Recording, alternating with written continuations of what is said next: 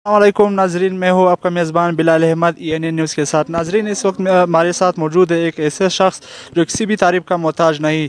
जो मौजूदा सूरत हाल है गवर्नमेंट और प्राइवेट स्कूल के जो सिस्टम है, आइए इनसे पूछते हैं क्या सिस्टम है। आपके जो बच्चे स्कूल जाते हैं नहीं जाते, आइए इनसे पूछते हैं। अस्सलामुअलैकुम। वालेकुम सलाम। सबसे पहले आपका अपना नाम?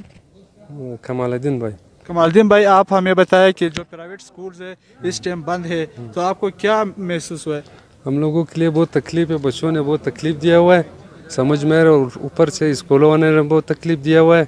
4-4 महीनों का फीसियाँ मांग रहे हैं। हम लोगों ने 4 महीने से कोई कारोबार नहीं किया हुआ है, अभी ये लोग तकलीफ दे रहे हैं कि फीस दो।